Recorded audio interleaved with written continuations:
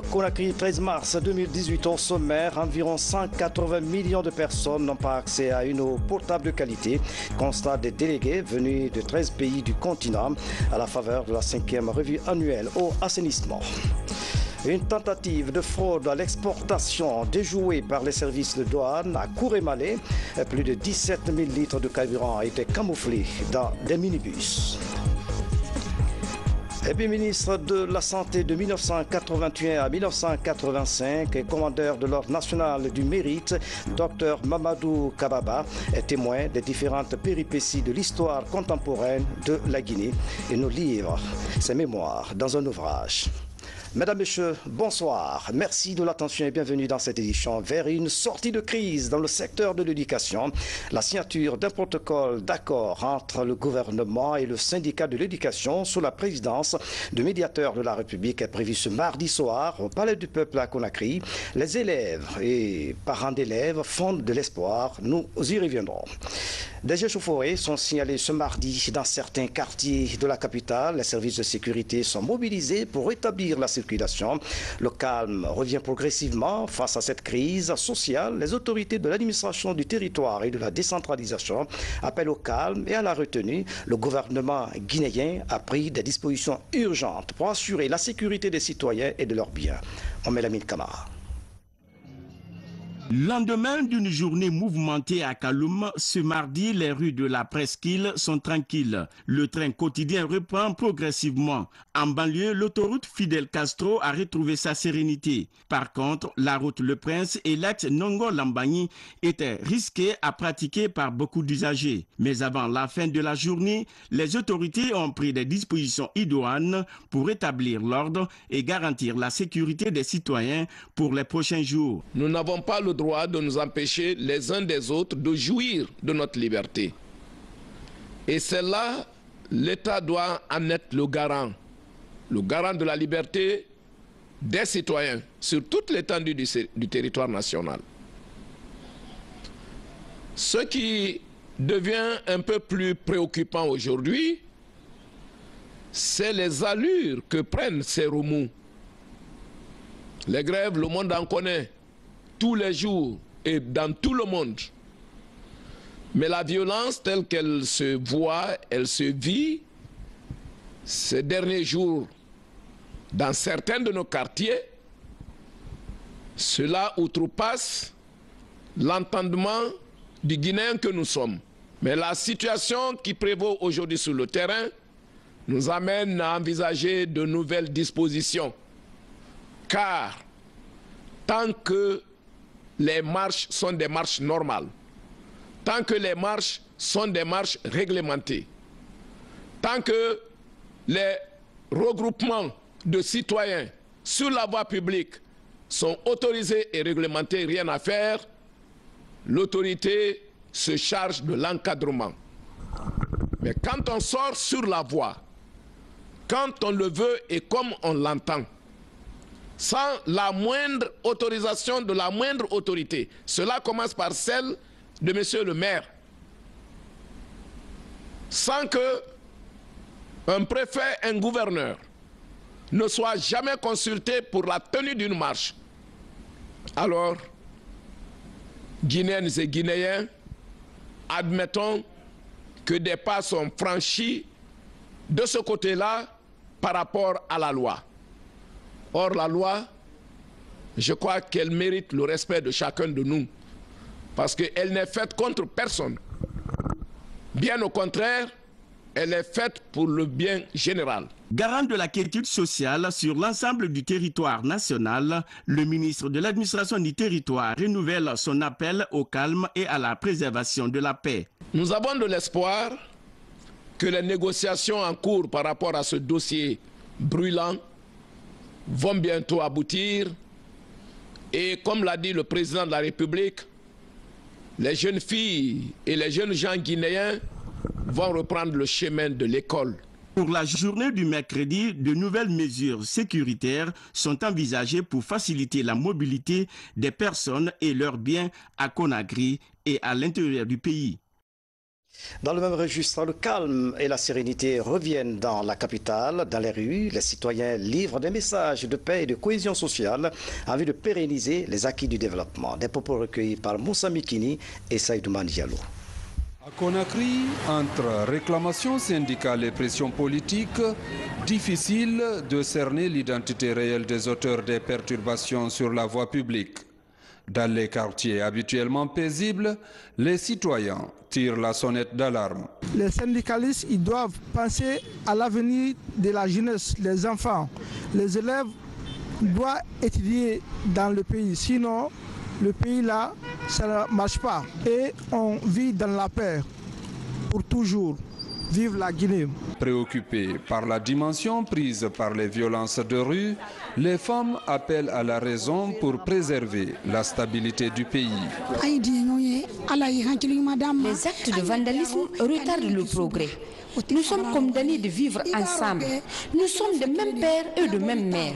Il ne faut pas que les élections nous divisent.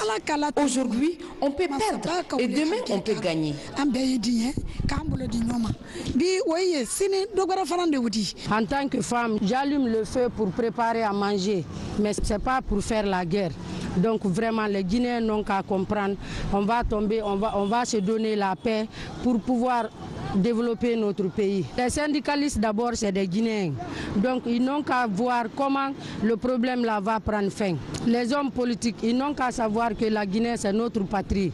La Guinée, c'est pour tout le monde. Contrairement à la journée d'hier lundi, Kaloum a gardé son calme ce mardi. La vie a repris son cours normal, mais des barricades ont été signalées sur la route Le Prince et la bretelle de Lambagny. Et puis, je vous le disais tantôt, la Guinée s'achemine vers la fin de la crise qui a secoué le secteur de l'éducation sous les auspices du médiateur de la République. Syndicalistes et gouvernement sont depuis 20 heures au Palais du Peuple à Conakry. Des précisions au téléphone avec notre envoyé spécial Alia Kamara.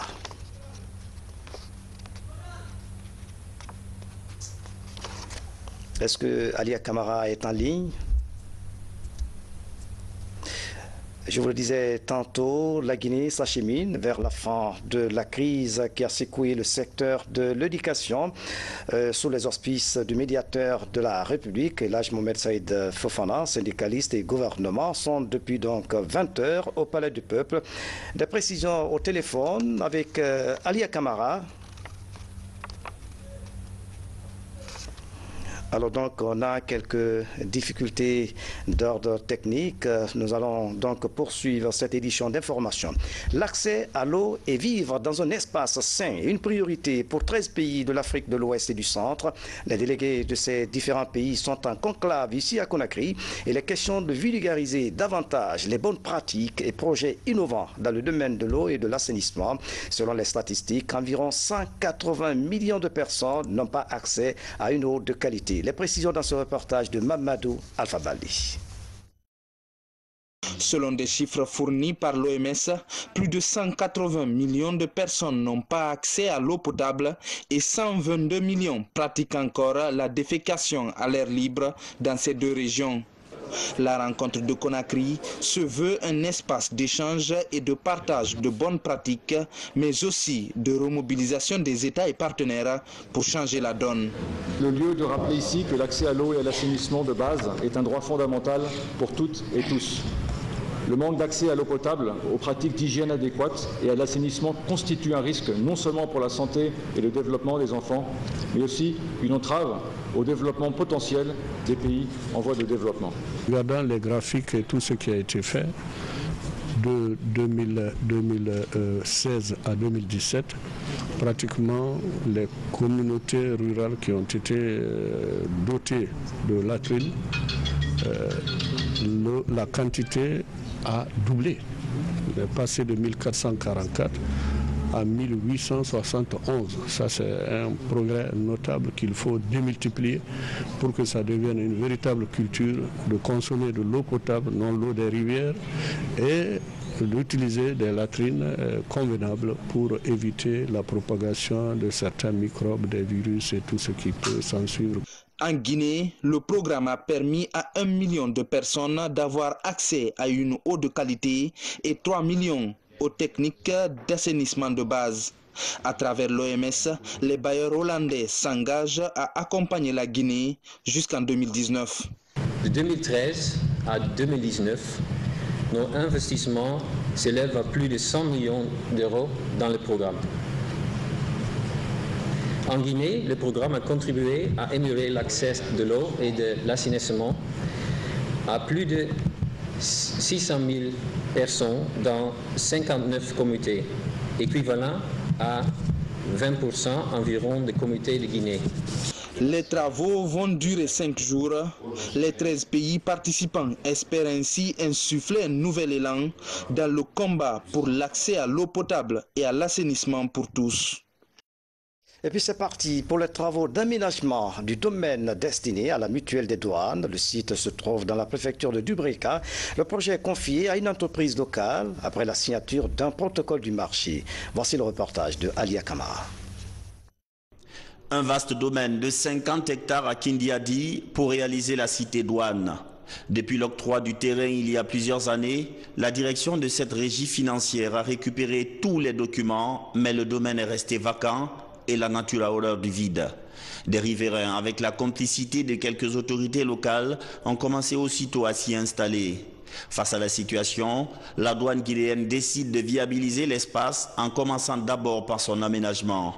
Le projet est confié à une entreprise locale pour une durée de 3 mois. Le contrat que nous avons eu aujourd'hui à partir de la mutuelle de douane, qui consiste en l'aménagement du site du domaine de la mutuelle de douane, sera fait à bon escient, en fonction des articles et des articles de la convention qui nous lient. Nous allons exécuter ce contrat dans le délai qui a été limité. À Conakry, le conseil d'administration s'est réuni en urgence pour signer le contrat d'octroi du marché afin d'accélérer les travaux. Tous les documents sont là, plan de masse, titre foncier, mais aussi le plan d'aménagement. Je suis très heureux ce soir de signer le contrat d'aménagement du domaine de la mutuelle de douane sise à la préfecture de Dubreka de 50 hectares, dont la mutuelle veut construire une cité de logements sociaux pour les douaniers en activité et ceux à la retraite. Et c'est un projet qui est très important. Et nous demandons à ce que toutes les autorités nous accompagnent dans ce projet-là. Aujourd'hui, une menace plane sur le domaine avec la poussée démographique dans cette zone de Dubreka. Et le conseil d'administration de la douane veut anticiper cette réalité. Dans l'actualité encore, une tentative de fraude à l'exportation déjouée par les services de douane. Ces agents ont mis main sur plus de 17 000 litres de carburant camouflés dans 5 minibus. Cette opération a réussi grâce à la vigilance de la brigade de surveillance des douanes de Kourémalé à la frontière entre la Guinée et le Mali. Le point avec Mamadi Ternakamisoko. La lutte contre la fraude à l'exportation, une des missions délicates que mène au quotidien la douane nationale le long des frontières guinéennes. La vigilance de la brigade de surveillance des douanes à la frontière guinéo-malienne à Kourémalé a permis la saisie de 871 bidons de carburant, soit 17 420 litres d'essence et de gasoil. Ces produits pétroliers étaient camouflés dans 5 minibus en direction des pays voisins. Ce sont des marchandises qui sont souvent l'objet de trafic international et de commerce, si vous voulez, clandestin, préjudiciable aux intérêts de trésor public. Ce sont des marchandises que je peux citer. Il y a les cigarettes et des tabacs fabriqués. Il y a des produits pétroliers. Vous avez aussi des pierres précieuses. Il y a aussi si vous voulez, il y a une liste pour ça. Donc à cette idée ou à l'idée de l'arrêter, la douane de Kourémalé a travaillé en parfaite collaboration avec l'ensemble des services de sécurité et de défense de Kourémalé pour le bien de la population et pour l'application stricte de la politique du gouvernement. Vous n'êtes pas sans savoir que le gouvernement a pris toutes les dispositions pour satisfaire la population. Cette raison fait que même nos concitoyens mal intentionnés ne cessent d'exporter ces produits très sensibles raison pour laquelle nous pouvons féliciter nos cadres à la frontière et de les encourager toujours à continuer.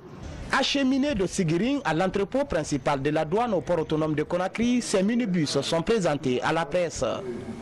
Pour le responsable de la communication et des relations publiques des soldats de l'économie, cet acte illicite nuit aux efforts du gouvernement et encourage la survenue des crises dans le secteur pétrolier. Sur le marché mondial aujourd'hui, le prix du baril est monté jusqu'à $70. Dans les conditions normales, avec la flexibilité des prix, et cela reviendrait normalement à 9 800 francs guinéens le prix à la pompe. Mais l'État, compte tenu du pouvoir d'achat du Guinéen, consent un grand sacrifice en subventionnant le prix du carburant à hauteur de 1800. C'est-à-dire que les 1800 là représentent la part que l'État consent, mais c'est consenti à travers ce qu'on appelle la TSPP, la taxe spéciale sur les produits pétroliers. Donc c'est ce qui fait qu'aujourd'hui, le carburant est toujours resté, le prix est toujours resté stable à 8000 francs guinéens. Mais qu'est-ce qui se passe? Comme l'a dit mon prédécesseur, on a des citoyens malhonnêtes, des citoyens indélicats, je peux même dire des ennemis aujourd'hui de la Guinée, qui acceptent de prendre ce carburant-là pour l'amener à l'exportation. Donc non seulement ça va créer la rareté sur le marché guinéen, mais aussi ça peut créer autre chose, ça crée une crise. En attendant, la douane nationale est en train de remonter la piste de ce trafic frauduleux. Déjà, les 5 conducteurs des minibus sont aux arrêts à Sigiri pour des fins d'enquête. L'autre image de l'actualité nationale, l'autonomisation de la femme en milieu rural. Près de 6000 femmes sont intégrées dans ce programme. Elles ont été formées en activité créatrice de revenus par l'Office national de formation et de perfectionnement professionnel. Voici le reportage de Moussa Koumara et Maurice Sidibi. Le projet d'autonomisation des femmes en milieu rural et périurbain engagé par l'Office national de formation et de perfectionnement professionnel a atteint sa vitesse de croisière. À ce jour, près de 6000 femmes sont formées aux activités génératrices de revenus à travers tout le pays. Ici à Kinia, la capitale des agrumes, 150 femmes de la MIFA se familiarisent avec les techniques culturelles améliorées en maraîchage. On les a formées sur l'installation de pépinières maraîchères, ainsi que sur les techniques de compostage. On les a formées aussi sur la rotation de culture. Une semaine a suffi pour ces femmes pour maîtriser toutes les techniques liées au maraîchage. Aujourd'hui, elles peuvent produire des légumes en fonction des semences et de l'utilité du sol. Pour les initiateurs, améliorer les conditions de vie de la population, c'est améliorer le statut de la femme rurale. La précarité affecte beaucoup plus les femmes parce que c'est parmi elles que le taux d'analphabétisme est le plus élevé. La marginalisation dont ces femmes souffrent du fait de nos traditions, leur accès limité aux ressources limite leurs possibilités d'épanouissement. L'heure n'est plus aux politiques, l'heure est à l'élaboration des programmes fiables permettant aux femmes de produire, de générer des revenus et d'améliorer du coup leurs conditions d'existence. À l'image de ces femmes de Kinia, plusieurs autres de la mutuelle financière des femmes africaines d'autres préfectures du pays, comme Forikaria, Dubreka, Labé, Mamou, Boké, Farana, Kisuduku et Masinta, sont également formées dans différentes activités génératrices de revenus. Certaines parmi elles sont devenues des formatrices par excellence. Nous avons celui qu'on appelle Germe 1 qui va permettre de donner à ces femmes tous les outils nécessaires pour gérer efficacement leur activité génératrice de revenus. Ces modules vont leur permettre, par exemple, de mieux vendre, de faire attention au crédit, de faire attention à la pression familiale. Dans les années à venir, avec le soutien du gouvernement et des partenaires, les femmes rurales pourraient connaître un lendemain meilleur. Et puis à Sigiri, le nouveau bâtiment du centre d'autonomisation des femmes sera bientôt opérationnel à marge des activités de la fête des femmes. Une délégation gouvernementale a visité ce centre avant de s'entretenir avec les femmes de Sigiri. Ousmane Toumadi Kamara fait le point.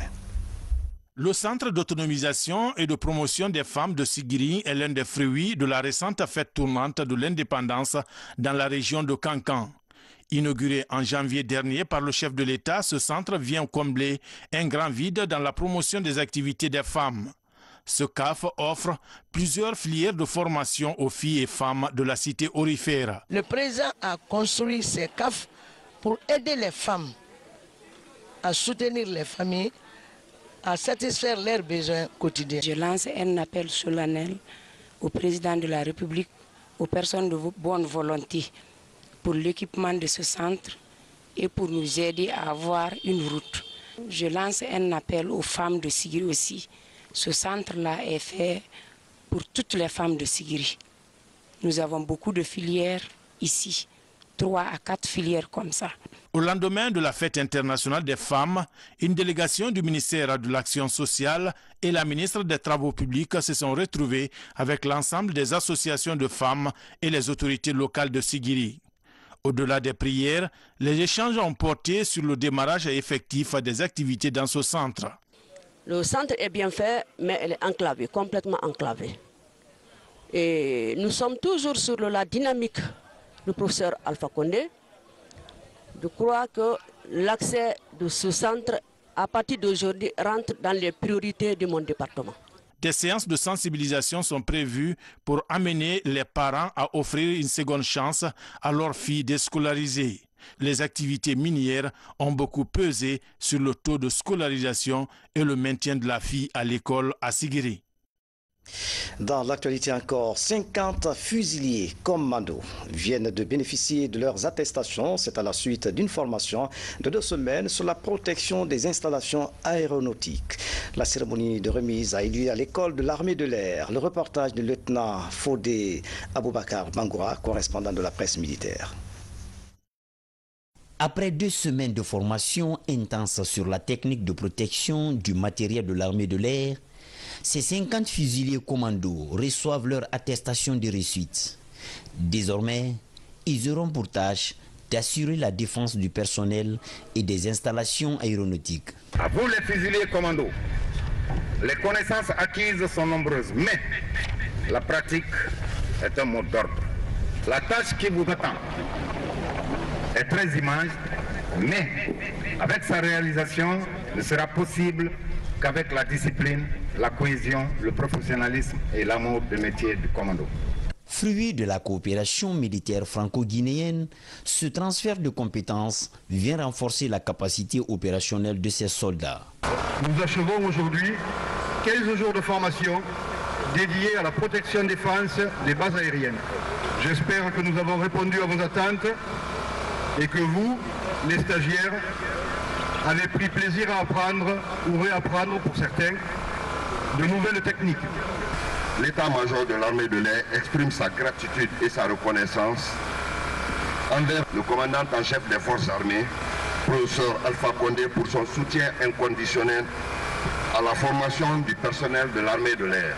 La formation du personnel militaire a connu une courbe ascendante dans ces derniers temps.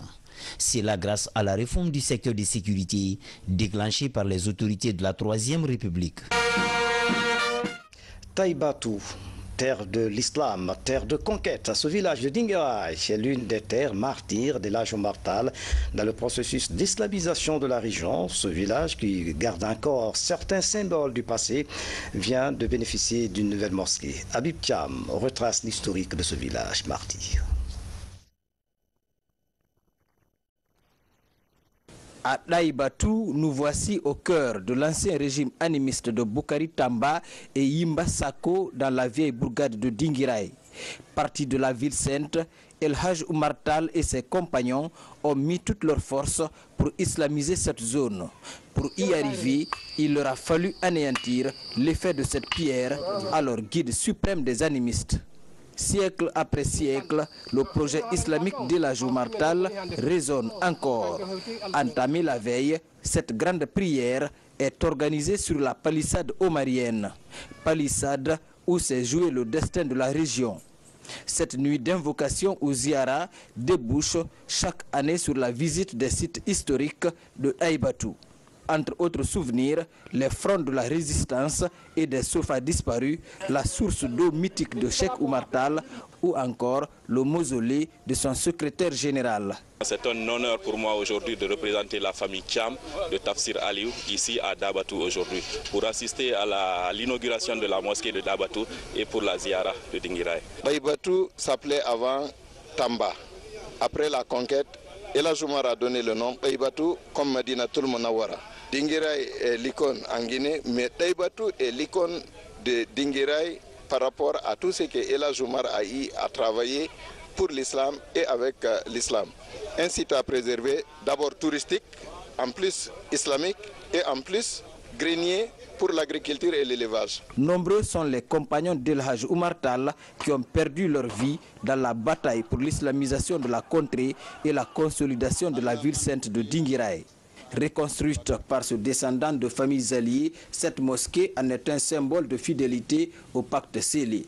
El Hadj Amadou Chérifli, dans le souci d'entretenir et de préserver le patrimoine historique et religieux légué par El Hadj Oumar Foutiyou Tall et de la ville sainte de Dinguiraye, a entrepris la reconstruction de cette mosquée.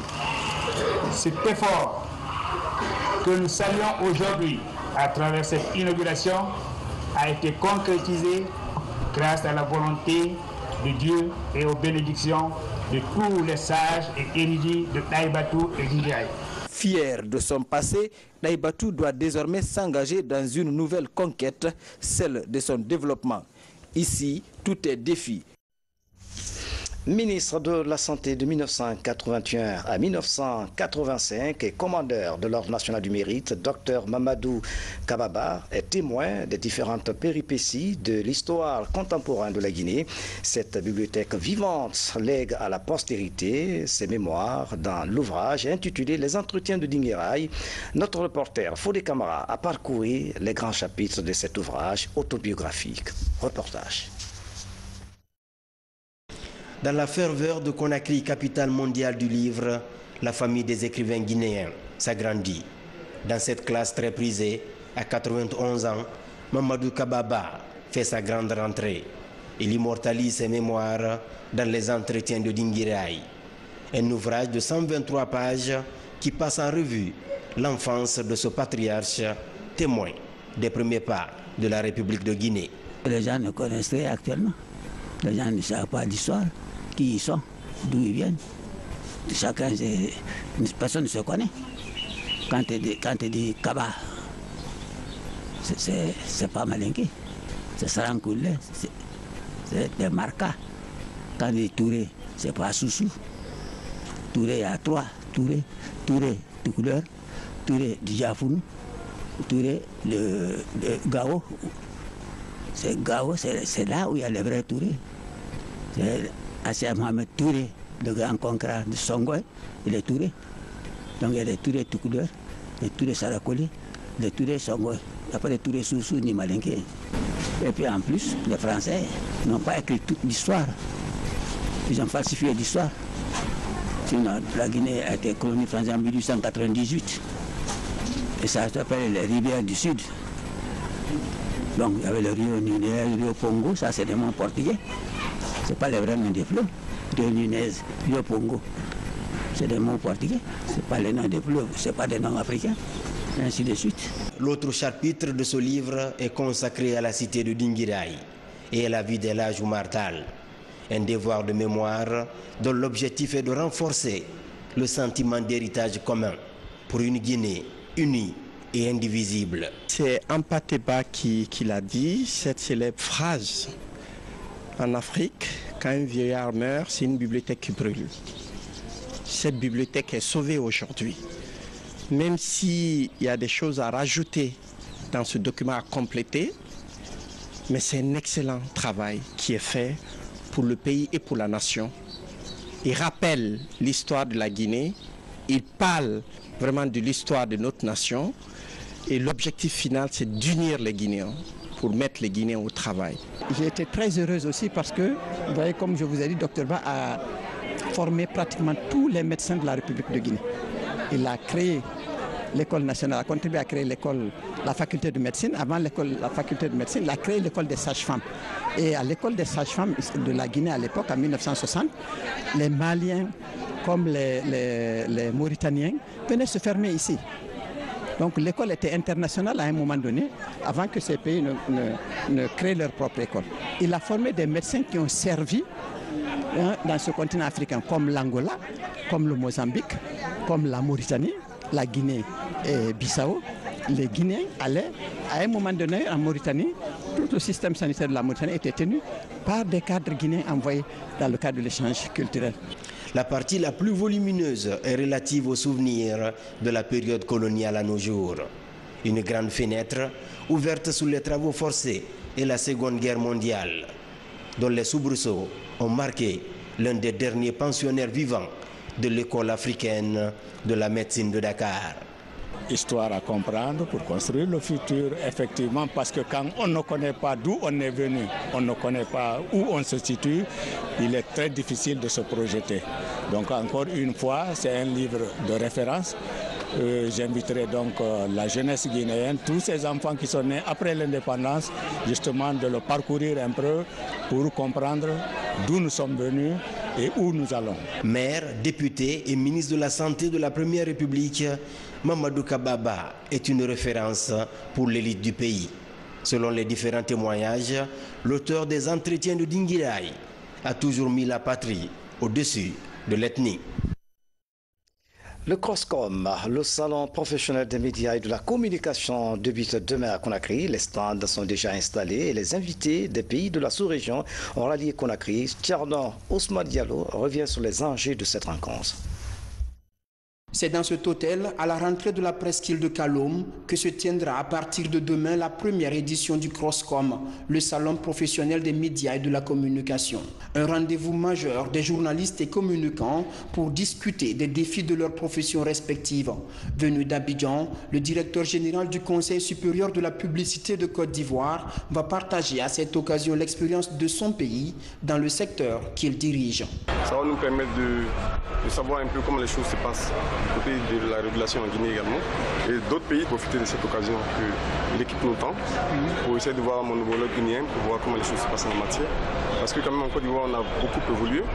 Nous sommes en train d'évoluer, nous sommes en train de penser, j'en parlais tout à l'heure avec M. Teki, nous sommes en train de penser même à mettre un projet de loi de la communication publicitaire sur pied et tout ça. Il y a pas mal de choses qui évoluent. Ce serait bien quand même qu'on ait un partage d'expérience. Cette première édition du CROSCOM va mettre un accent sur l'enjeu du digital dans le monde de la communication. Les conférences qui seront animées par différents spécialistes vont permettre aux acteurs concernés de mieux tirer profit des nouveaux outils de communication. Aujourd'hui, il y a une chance extraordinaire en Afrique pour nous, en fait, communicateurs, parce qu'il y a un support aujourd'hui qui est vraiment en pleine expansion, qui est le digital. Aujourd'hui, on ne peut pas développer une grande communication sans aborder la question du digital. Et malheureusement, encore dans nos pays, ce n'est pas le cas. On est toujours un peu dans la communication un peu classique, les supports classiques. Et je pense que ce forum sera aussi l'occasion de poser un peu sur le cas. Rendez-vous du donner et du recevoir, le premier salon professionnel des médias et de la communication va contribuer à ouvrir la voie à une presse plus professionnelle et à des agences de communication mieux outillées à travers les différentes thématiques qui seront abordées. C'est un événement très important parce que ce ne sera pas tout le temps qu'on pourra croiser ces hommes d'une telle expérience. Donc s'ils se déplacent pour venir en Guinée participer au CROSCOM, je pense qu'il serait important que les médias guinéens profitent pleinement de l'expérience de M. Dosso et de M. Tekri, notamment des autres conférenciers aussi guinéens. C'est une aubaine pour toute la presse nationale, pour les agences de communication et les annonceurs. L'événement va durer 48 heures et est ouvert aux autres couches socio-professionnelles désireuses de découvrir par exemple les offres dans les médias et entreprises qui vont occuper ces stands. Et puis un incendie s'est produit ce mardi dans un atelier de menuiserie à Kapororaï, dans la commune de Ratoba. L'atelier et son contenu sont partis en fumée. Les riverains n'ont pas réussi à maîtriser le feu. On ne connaît pas encore les raisons pour l'instant.